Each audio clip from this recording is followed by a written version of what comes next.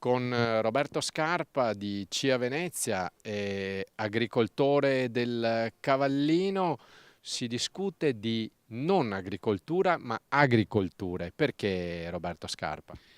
Perché noi proveniamo da una provincia che è limitativo parlare di agricoltura, è una provincia che ha tutte le sfaccettature di tutti i tipi di agricoltura, si va dai prodotti di eccellenza del mondo orticolo e frutticolo alle produzioni vitivinicole che ora sembra siano il settore trainante della nostra agricoltura, gli allevamenti, ma ci metto anche la pesca con la nostra laguna nord. E per questo è limitativo parlare di una sola agricoltura. E questi miriadi di agricolture hanno miriadi di problemi.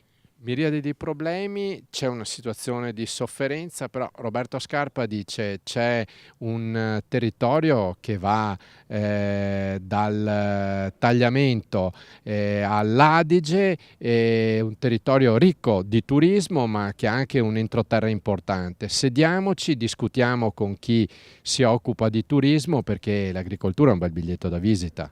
Certo, discutere e trattare con gli imprenditori del turismo e con gli amministratori poi di questa fascia litoranea è importantissimo, è l'unica via di uscita, credo, che ci sia per salvare la nostra agricoltura.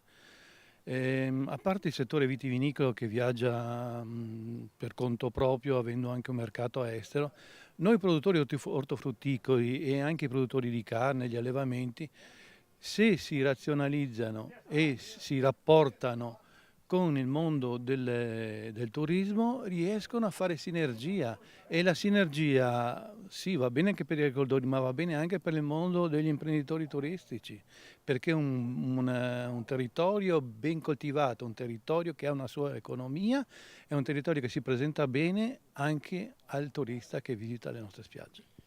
Una situazione, quella del Cavallino, che può essere un po' lo specchio, un territorio florido per le coltivazioni che però sconta un momento di crisi. Sì, hai messo il dito sulla piaga.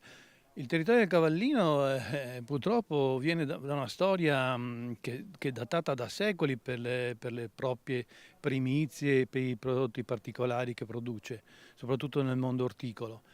Però sta pagando dolorosamente un'emorragia di aziende che in questo ventennio ha visto dalle 750 aziende a poco più di un centinaio, forse anche meno, e c'è un continuo esodo. Noi sindacato, noi amministratori pubblici dobbiamo bloccare questa emorragia, perché il Cavallino è un potenziale enorme sotto l'aspetto anche per esempio delle produzioni biologiche. Cioè un'area dell'entroterra lagunare, questi piccoli isolotti, parlo di Saccagnana, le Mesole e l'Io Piccolo, sono naturalmente evocate a una produzione biologica, lontano da fonti di inquinamento, lontano da effetti deriva. Queste sono delle potenziali produttive enormi che dobbiamo sfruttare, dobbiamo riconvertire in parte queste aziende. È certo che l'agricoltore, anche se è convinto di farlo, da solo non ci riesce. Va aiutato in questo percorso di trasformazione, vanno fatti investimenti, vanno create le condizioni per poter cambiare. Grazie a Roberto Scarpa con un'analisi precisa e puntuale, e noi non possiamo che auspicarci che accada ciò che Roberto Scarpa ci dice. Per la settima assemblea elettiva di CIA Venezia è tutto, continuate a seguirci perché Verde a Nord-Est continua.